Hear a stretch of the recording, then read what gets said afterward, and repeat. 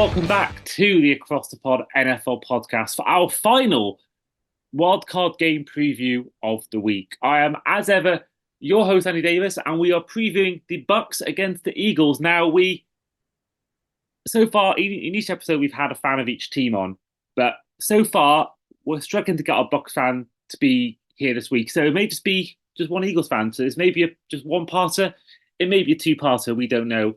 But either way, we have got a part one regardless. And if with a returning guest, back with me today is Eagles fan Steve McGuiness. Steve, how are you? I'm pretty good, Andy. I'm pretty good. I'm nervous. I think when you're in the wild card, you should always be nervous no matter how good your team's been during the season. But yeah, I can understand this may well be a very one-sided discussion because you seem to have found the one and only Bucs fan in the UK, and obviously he's not available. But yes, this is going to be. It's one of those. A friend of mine sent me one of those memes today, and it's from The Office, and it's Michael, and he's sitting there, and he says, "I've realised I am ready to be hurt again. I'm ready. I'm ready to go through the pain of an Eagles performance based on the last 4 weeks." See, that quote lost me. I don't actually watch. I didn't really find I enjoyed the US Office, so I've tended to not really watch that too much. So the only thing I know is the parkour scene, which I do quite like, to be fair. Everyone knows that one, yeah. But I thought I'd ask you as well, Steve, because we met last year, of course, for the first time in person in London ahead of the London games, and they have announced the three home teams for the London games as well as the Germany game as well, and the Sao Paulo one has yet to be confirmed. But we do now know our three home teams in London, and they are the Vikings, the Bears, and of course the Jacksonville Jaguars. Now, of course, we're planning to go to, well, we're all planning on going to the games. You and Nick will go to one game a year. Now, I'm sure that will be the Bears game, right? Well, it's interesting you say that because it depends very much on who the opposition is this year. Those of us who would normally go, because you met Chris and you met Paul, and we usually go to a big party. I think this year... I've not met Paul, actually. I've not met the Titans fan, right? Yeah. Yeah, I only met Chris. I don't think Paul was there at the meal. Oh, God, of course, yeah, he wasn't feeling great that night. Yeah, so basically Paul won't be there because it's not the Titans. Well, we don't know, it might be the Titans, you never know. But yeah, I think Chris might call off this year. I think he's got a trip to Denver planned for later in the year to take in Rockies games and Broncos games, and budget won't really stretch to that in the London trip this year. But yes, I will be in London, probably for the Bears game because it's a team I haven't seen play in person yet. And I can't wait, honestly. I'm hoping it's at the Spurs Stadium. But I'm hoping that this year they actually sort out the food situation at the Spurs Stadium because I recall missing about 20 minutes of the game last year because we were sat waiting on a coffee. And there was just the rest of it in the stadium, everything about the atmosphere, the way it was built, the way things were designed, the stadium itself was fantastic. I know you got to experience it from down in the sidelines and you were having an absolute ball down there. But I mean, from where we were, we had good seats and we really enjoyed the game. So hopefully those little things. It's only their second year, I think, of hosting games. So hopefully there's a few little niggles they can get rid of, and this year's games will be perfect. Yeah, I mean, Bears Eagles, I'll take that. Bears Eagles. I mean, looking at the Bears schedule now, so their home teams are as follows. So they could play either one of the Detroit Lions, the Green Bay Packers, the Vikings. Obviously they'll be home anyway. They could play the Rams, the Seahawks. Now, one thing I think it will be, I think it'll be a home to the Jags. I think they will try the two games again. I think we'll see the Jags play at Wembley and at Tottenham, and I think we'll see. That's what I think for that. And I think they could also play the Titans, although I don't think they'll play because they played recently. They played the Panthers, but they're playing in Germany. So yeah, I think that's where we'll go with that. In terms of the Vikings, bit more of an open discussion. I think they've got the Bears at home, but they've also got the Lions, the Packers, the Cardinals, the Niners, which is my probably pick for that one because of their UK link with TalkSport and all that, Leeds United, Houston Texans, Indianapolis Colts, and Atlanta Falcons and the Jets. So any of those particular teams stand out to you, someone that you think they could play? I do think the Niners are long overdue to come back. I would love to see them come back and play. Again, it's one of those super high-powered offenses right now that even as a fan of a rival team, you can't help but look at and say, that's fun to watch. If I was a fan that wasn't going to root for my own team, that's a fun team to watch play because they have so many different weapons. Their defense is great. It's stout. It stops the run game. It's just, they're a team that I think will make the Super Bowl this year, but I don't think they'll win it. See, I'm the opposite. I think they will make Super Bowl, and I think they will win it. I've said it Mm. pretty much since I think week 5 or week 6. I think it'll be a Chiefs Niners Super Bowl, and I've not changed it because I still think the Chiefs are a different animal in the playoffs. And I think right now they're the only team, one of three teams in the whole playoffs who've got a Super Bowl winning active starting quarterback in their team. So yeah, I think I think until they get beaten, I think I will think otherwise. But we are talking I'll about the game today, of course. Two of the last three NFC winners in the Eagles and the Bucks. In what should have been the Eagles at home potentially, they're now sitting on the road as they play the Buccaneers, who won their NFC South division. Now, Steve, now we saw the Eagles go 10-1. However, they finished 11-6. They went 1-5 and lost 4 of the last 5 games, as I just said. How much of a worry is that for you? The kind of form you're going into, because we've talked about on previous podcasts the Bills and they're hitting form at the right time. And I think we see a lot of teams go down the stretch, and that's when you see teams win Super Bowls often. It's how they perform in the last 5-6 games of the regular season. And we've seen like the Cardinals and the Steelers sort of collapse late on in the season and ultimately lose first round of the playoffs. Dolphins did it last year as well. Is that a way for you going into this game, the fact that the form is so bad for the Eagles? It would be if it was anyone but the Buccaneers. The thing with the league this year is every season you get one division which is absolutely trash, where all 4 teams are terrible, and yet one of them has to go to the playoffs. And it's the team that you know will go there, come up against a remotely competent team, and get completely smashed. And this year, that's the NFC South. This year, it's the Bucks. This year, the Bucks were the team that everybody in the NFC wanted to play in the playoffs. And now, I'll say this from an Eagles fan's perspective: our collapse in the last 4 weeks, 5 weeks, has been terrible. I think the signs were there earlier in the season. It reminded me a lot of the Vikings the year before, where we were winning games and we were getting a good record, but we were winning them by like a score here and there. And we were letting bad teams rack up large amounts of points on us. I think Washington went 30 plus on us twice. And that is arguably, in all the time I've been watching football, one of the worst Commanders teams I've ever seen. And yet they put 30 points up on us twice, which said a lot about our defense, which when we did the preseason, we talked so much about how much the Eagles had drafted really, really well. And then we added to it when we brought Kevin Byard in from the Titans. And I thought, there's a great pass rush. The secondary's looking serviceable. This is a season that we could go on and win the Super Bowl again. But offensively, the play calling has been terrible. We have relied far too much on, right, what's down there? A.J. Brown's down there somewhere. Let's just throw it up there and see if he can he can just body someone out of the way. And, in A.J. Brown's defense, he'll do that most of the time, but you can't rely on him to do that all the time. He'll get double covered. You need to have a wider variety of plays. Our play calling has been terrible. I would not be surprised, regardless of the outcome of the playoffs this season, if we go out and find ourselves a new offensive coordinator. I've seen a few people kind of calling for Sirianni's head. That's ridiculous. He's been there, 3 years? And he's made the playoffs every year.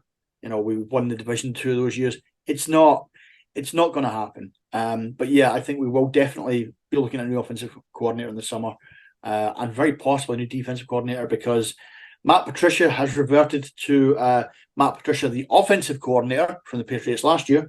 And we've seen players who've come in and we should have expected them to grow through the season, and we've seen them regress. And that's very, very worrying, because, like you say, we drafted really well. We drafted a lot of raw talent, and it needed good coaching, which it just hasn't got. Yeah, I think that the whole Nick Sirianni thing, I think, will be ludicrous. I mean, your team has already let Andy Reid walk the door. To let Nick Sirianni go after, basically he made the playoffs in a year where it's meant to be a rebuild, and then next year made the Super Bowl, and most years would have won that game with the amount of points you scored. And then this year, you have collapsed, but you still went 10-1, and I think that I think it could if you won the seasons. But I do think you have to be careful about, I think the whole thing, pretty much since he shouted at the Chiefs fans after beating them, it seems to have gone downhill from there. So I think maybe he needs to take that into account and maybe not do the same thing next season. But yeah, I think I do fear that maybe it is 1 year too late for the likes of Brandon Graham, Fletcher Cox, Jason Garner. I do think maybe they should have maybe retired. I think they would have retired if you beat the Chiefs. I think they would have retired. I think that would have been a foregone conclusion. But maybe this should maybe was maybe 1 year too much. Then we've seen it with the likes of John Terry, Steven Gerrard, and in our version of football, the fact that these players that have these great years and then ultimately they go on maybe 1 or 2 years too late, and then we see what happens. So maybe it's down to that, but I think there's going to be a big change going on in the off season for the Eagles. Yeah, I think I agree with you on that. And obviously the big NFL name you could put with that, like just going that one season too far would be Tom Brady. I mean, Yeah, Brady's last absolutely. season at the Bucks was embarrassing. Drew And it was Brees, like Ben Roethlisberger as well. Those two. Drew Brees. yeah, Drew Brees was terrible yeah. last And I year. think, Ben, same. Matt Ryan at the Colts is another one who kind Mm. of he was past his best. He knew he was past his best, but that one last year, big money was just enough to go, I'll just come back. And it damages if you want your career to go down with a legacy, you need to go out when you're just over that hill. You don't wait till you're on the slide 2, 3 seasons in. And I think there's too many players are doing that. I think you're right. I think we need a big overhaul in the summer. Almost certainly, Kelce, Graham, and Cox are going to go. We did draft well, but again, what we're losing isn't physical talent. What we're losing is experience and captains and team Mm. leaders, and that's a lot harder to replace than raw talent.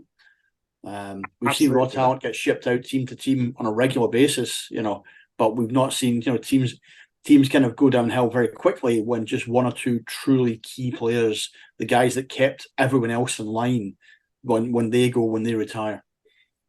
Yeah, I think you're absolutely right. I think we see it with, I think, many different sports.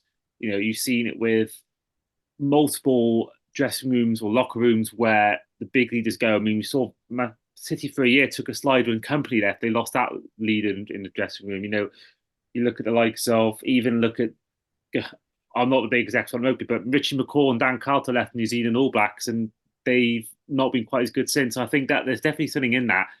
As much as a person can provide on the field or on the pitch, I think there's also a big thing about they also provide a lot off the pitch. I think there's certain players. I think even players that aren't that great can sometimes bring a lot to a locker room without even being the main starters. So to have those guys who've been such a big part of your team, they've won a Super Bowl, they've made two Super Bowls, and they brought the Lombardi Trophy for the first time to Philadelphia, and I think regardless, they'll be absolute icons in this team. I think they're all going to be definitely Eagles Hall of Fame or Ring of Honors, whether you have for your team there. And I think there'll be, when they all leave, there'll be a big send off, I think, for all of them.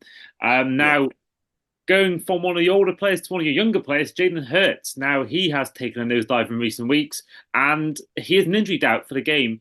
He said he'll do everything he can to play in this game. Do you see him playing in the game? And if he does play, how do you see him perform? Because it hasn't been great recently for him either. No, I think quarterbacks playing hurt is real dangerous. You can get guys who they go in with like a slight niggle. By like half time, they're beat up and they'll want to stay in, and it takes a strong coach to pull them out at that point.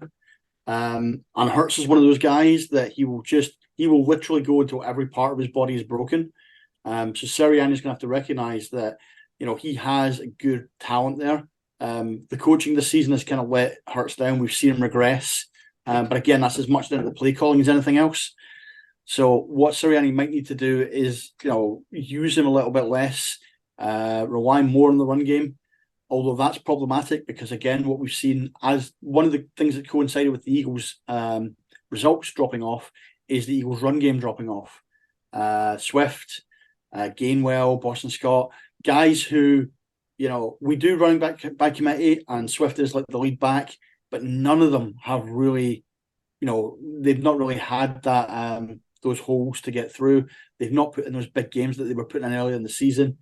Without your run game, your passing game is pointless. If you can't establish a run game, you can't win. And right now, we need to reestablish the run game. Because if we can do that, right, we can protect the quarterback. Hurts has to be throwing in less plays. He's less vulnerable to getting hit or getting injured.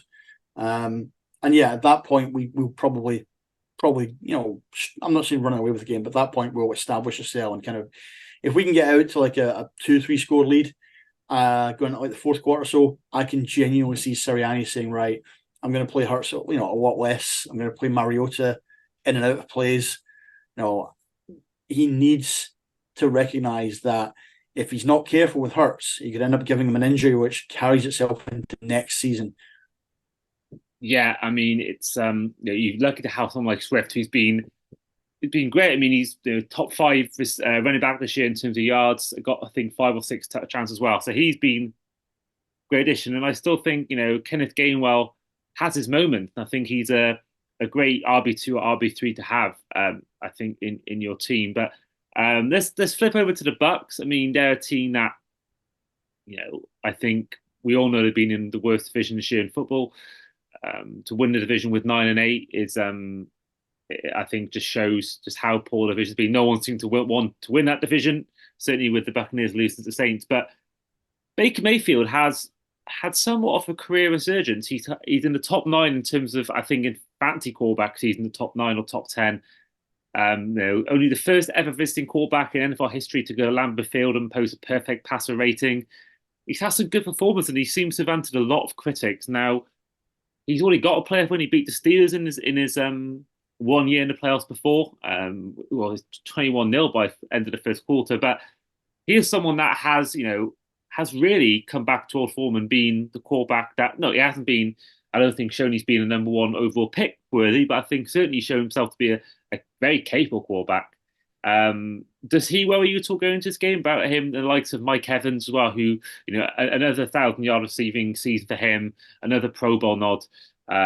Just that duo itself, as well as the run game of Rachaad White, who's really come into his own in the last few games. There's those weapons there. How are you feeling about them going into the game? All three of them worry me. Angry Baker Mayfield in the playoffs is difficult to play against because he's an aggressive gunslinging quarterback against what has been in the last 5-6 games a very shaky secondary. Mike Evans, one of the best big-bodied wide receivers in the league, he can go up against anyone and bring that ball in.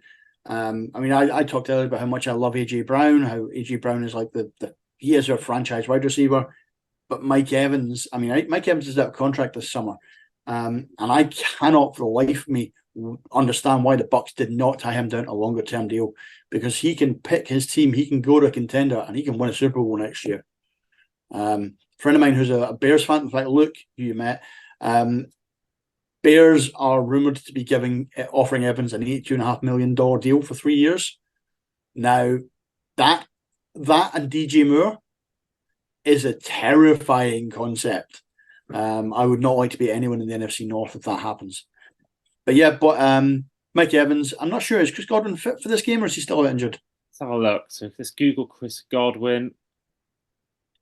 Because Godwin's one of those that he's a superb wide receiver and he's a superb number 2, and he gets overlooked because he plays in the same team as Mike Evans. Mm-hmm. I recall a couple of seasons ago him going like 1,400 yards and multiple touchdowns, and thinking to myself, this guy has real talent. But I know he's been beset with injuries a little bit this season. I know with Baker throwing to you, Baker tends to favour Evans because the Bucs haven't been great defensively, so they've been behind a lot. So Baker's had to kind of throw a lot more than they've run the ball. But what you said there about Rachaad White, that worries me because he's one of those running backs who, I talk about how the Eagles running backs back might have all kind of tailed off as the season has gone on, whereas White seems to have just improved game by game by game. And I think he's very much coming into form at exactly the right time. You mentioned earlier about momentum being very key later in the season. Our momentum is poor. The Bucs' momentum isn't great either, but there are certain players within the Bucs who are much, much better now than they were at the start of the season. They're much more in the groove. And that's what should worry. That's what worries me. But I'm still backing us to win. I'm nervous. I shouldn't be nervous playing against the team that was basically the only raccoon to come out of the dumpster when you threw 4 of them in there, which is pretty much what the NFC South is. I shouldn't be worried, but I am. I really am. Yeah, I mean, look, you mentioned about the Evans and Godwin. I can't see Godwin is. It looks like he's going to be playing, but I don't think it's going to be 100%. But of course, looking at yards per game allowed, you are on the top 10 when it comes to passing yards allowed. Sorry, rushing yards allowed per game. But when it comes to passing yards allowed per game, and this goes into your secondary, have got the second worst record. Only the Commanders have allowed more yards per game. The Eagles currently standing at 252.7 passing yards allowed per game, and that feeds into the whole Mike Evans thing. And I think that that's going to be a big tack to try and stop Mike Evans and Baker Mayfield. Yeah, it's not good, and it puzzles me because we have Darius Slay and Kevin Byard in the secondary there, who are two players who I truly rate. Players who I've watched from afar. Slay was one of those ones that when we got him from the Lions, it was like I felt the Lions had lost one of their proper franchise players. And Bayard he's been dominant in that Titans secondary for a long time. And the fact that we got him this year after getting AJ Brown last year, it basically just made me want to go and shake Howie by the hand.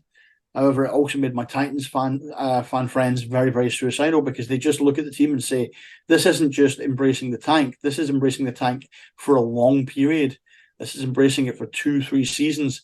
This is a complete rebuild. I mean, they've lost those players. They'll lose Henry in the summer. Tannehill will retire. Will Levis does not yet look like an NFL quarterback. And obviously we saw him up close in person when they played the Ravens and the Titans at Tottenham. I think that Titans team is in a lot of trouble next season and probably the season after. Yeah, I think to fire Mike Vrabel, Derrick Henry gave his farewells on to the crowd and all that, and I think that they're probably just looking to start afresh, and it all seems to come back from that AJ Brown trade. And yeah, I think that there's a lot of things to be worried about, but at the same time, the Buccaneers, they aren't a perfect team. I think the Eagles, you've got the team to do it, and I just think that it's going to be such a fascinating game. I'm really looking forward to watching it. But we get the fundamentals right, if we get the fundamentals right, if we start early, we keep them from establishing a run game, we establish our own, we get short yardage passing going that can drive the ball for the first 2 or 3 drives, we'll win that. But if we let them get established early, we are very much a second half team. We have been this season. You said it when we met in London. The problem the Eagles had was they were slow starters. They were letting other teams get ahead of them, and then they were having to claw it back. That's not happening. We're not clawing it back now. So it's as though teams have learned how to play against us. So we need to get out to a big early start on this one. I would not be surprised if, in the second or third play from scrimmage, he just immediately drops a 60-yard bomb trying to go for AJ Brown deep. Would not be surprised. Yeah, wouldn't shock me if that happens in our game as well. I can see potentially us trying to do the same thing, trying to throw deep to Tyreek Hill. Two will probably throw in double coverage and probably cost us the game. Right, predictions wise, we're going to head to that. Now, yeah, we'll go to you first, Steve. You said you're thinking you're going to win. What's the score going to be? We're going to go 27-17 to the Eagles. Okay. Well, for my prediction, I also like to give these. Apart from the one we did with Dolphins Chiefs, it is a neutral opinion. Maybe apart from Bill Steelers. I think the Bucks are going to win. I think the Eagles form is just worrying massively. I think that we're going to see Mike Evans have a great day, or even someone like Chris Godwin, or even someone like I think Cade Otton. I think could be primed for a good day. But I do think it might be the worst game of the week to watch. I think the lowest scoring more than words. I think I'd much rather see a 10-7 than see a 55-10 game. So I think it'll be low scoring, but tight. So I'm gonna go for a 12-7 win for the Bucks. I think it'll be a narrow win. Both teams I think on offense, defense, but then ultimately 7 minutes left of the fourth quarter. Baker Mayfield, they'll fake an out route to Mike Evans. Chris Godwin gets in on the seam. They win the game that way. I think you are massively overrating both of the defenses here, given their performance during the season. Probably, yeah. Massively. I think when you're talking about what's going to be the lowest scoring game, I think that one should be obvious to anyone, and that's going to be Cleveland versus Houston. Do you reckon? That I think is, that's going to be high scoring. I think both CJ I Stroud, Joe Flacco, Amari Cooper, Nico Collins. you've got a banged up Amari Cooper, you've got Joe Flacco quarterback, but most importantly, you have that smothering Browns defense. And I don't think CJ Stroud has the presence yet. I mean, he's had an incredible season. And if he goes out, if they get beat here and they get beat heavily, then it's not going to reflect on him because it's been a great season for the Texans. But I don't think he has the presence yet. And the team around him is very young to make it through a game like that with a big score. I think, especially in the secondary, the Browns are going to dominate. They're going to stop the run. Now that's been one of the weaknesses of the Texans this year. When Stroud's got the ball, they've been throwing it well, but they haven't got the run game. Who's that running back they had from last year? We had big hopes for. I can't remember his name, and he's just fallen off this year. I think Devin Singletary's taken over as like the lead back. Oh, Damian Pierce. Damian Pierce. Damian Pierce, yeah, we had big hopes from last year, and he's regressed this year. Devin Singletary's taken over, but Devin Singletary has not looked like an RB1. So if they can't get that run game going against a very smothering Cleveland defense, I don't see them picking up more than 10 points. I don't see that Browns offense picking up 20 or 30 points because Mari Cooper is banged up. Player we both love is going to be a big difference maker in that, and that's David Njoku. So it's going to be down to like Flacco throwing to like second choice receivers and to Njoku and just grinding up the field rather than throwing bombs. So I think that's going to be the lowest scoring. I think there could be less than 30 points total in that game. I love Njoku. I know you say the same thing to me. I love it. I think there was years where he wasn't getting as many reps. Now saying just play him. He just wasn't. And then now he's got a turn and he's just been. I genuinely think he might already be a top three tight end in the league. I think Kittle and Kelce are clear, but I think you got Mark Andrews, Hockenson. I think you need to think again on Kelce. I think Kelce's at that. We talked about players being at the turn. I think Kelce's shown a season he's at the turn. I agree. I think he's declining, but I still think right now, I think it's him, Kittle, Hockenson, Andrews, and Njoku for me is the best five in the league. So hang on. I'm going to stop you on that one because none of those five are the top touchdown receiving tight end in the league. Who have you missed out? The obvious one, Sam Laporta. Yeah, he's been great. Sam Laporta has been incredible. You know, that Lions team has so many good rookies in it. He is at the very top of it. He could easily be. We talk about when we do fantasy and Kelce also goes first round. We can see Laporta going ahead of Kelce in a lot of drafts next year. I am taking Njoku. If I get to that point where it's Laporta or Njoku, I'm taking Njoku more just simply because there's more tape. But give it 2 or 3 years. If Laporta keeps doing what he's doing, he will be tight end one. I have no doubt about it. He could be Gronk level good. Yeah, absolutely. Now, I do think, with not many let's go on, but I think we mentioned it before. I've mentioned before, we've done the game already in our previews, but I do think the one that will be the biggest point margin has to be Bill Steelers, right? Yeah, it has to be. I mean, I don't rate that Steelers team, but the Steelers have one thing going for them that no other team in the playoffs has, and that's Mike Tomlin. That's a head coach that's been there. He's done it.